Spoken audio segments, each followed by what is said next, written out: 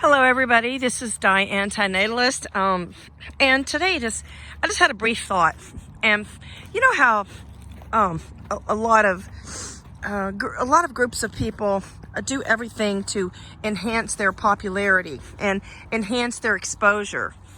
And the LGBTQ community has done that, and the Black community has done that, and a lot of segments of society, alternative lifestyles, ethnic groups, different races. And they do everything from wearing t-shirts to using bumper stickers, to having festivals and parties and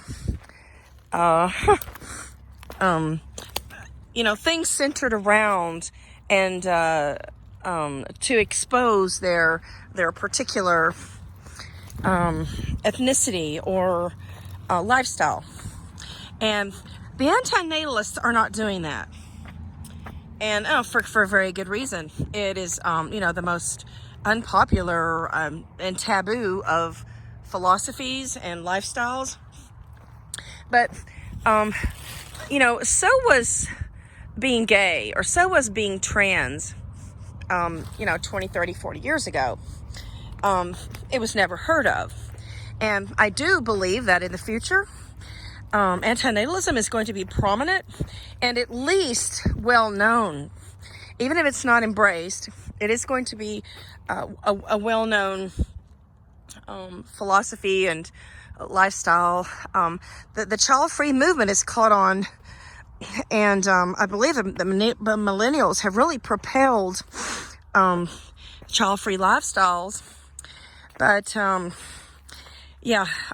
I'm working really, really hard to promote antinatalism with bumper stickers and t-shirts. In fact, I'm wearing a t-shirt right now. Let me show you. The back also has it also has, here we go. Can you see that? Reproduction is a hate crime. And I created that in 2018. I'm about to create one with the Orolobos, I think that's what it's called, logo. And Matt of Life Sucks has drawn the snake image for me to use. And I need to get one or two quotes to actually use on the t-shirt. By the way, I'm in Sedona, Arizona, and really, really nice here. It's just beautiful. But unfortunately, it's kind of a holiday weekend, so a lot of other tourists to compete with. And I'm just here, like, gathering some rocks. I have a friend who collects rocks, and I collect sand, so the two actually go together. But anyway, the word antinatalism needs to be used. Even if you brought it up to somebody over dinner or in your family, and even if you said something like, I've heard about this new philosophy, and it actually coincides with child-free lifestyles, and it's a harm-free philosophy, and it's the only way to prevent harm. And you could just mention the name. You could just say the name of it is antinatalism. You don't even have to say that you embrace it. You could just bring up the word. And let me think of another way that you could introduce antinatalism. You could be at a family gathering or a party, or with some college students or with roommates. And you could say, you just heard the word antinatalism today. And I just realized, if I were never born, I would have ever had any of the problems of existence that I have now. And you could just leave it at that. You could just leave it as, food for thought. You don't even really have to get any deeper. because it may throw people off, it may offend a few, but any way to get the word antinatalism, as a household name, just like the rainbow was utilized by the gay community, and now we see the rainbow, and we often think of LGBT awareness, and so that took on pretty quickly, I'd say, the LGBT community and the trans community. I mean, I think everybody knows what the trans flag looks like because of exposure to Facebook, etc. And so if you were an antinatalist or even child-free or ethicist or pro-mortalist, what you could do is just use the symbol, use the Ouroboros, that's the name, the snake consuming itself.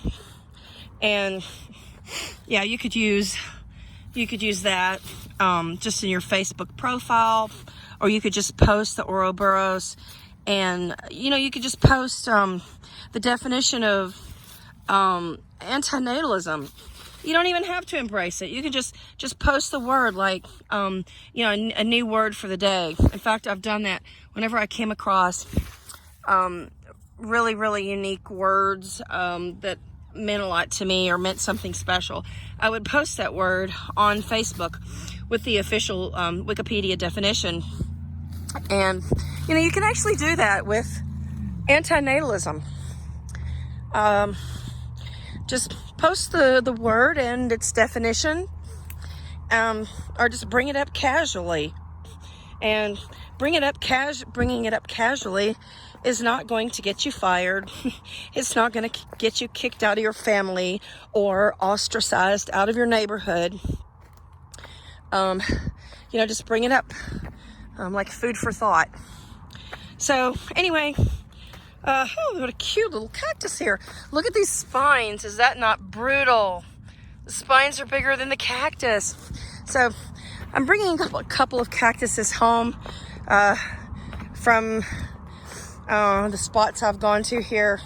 And I have a very special thing I'm going to do with the cactuses. But I'm not going to tell anybody. Only one special person is going to know about what I'm going to do with the cactuses.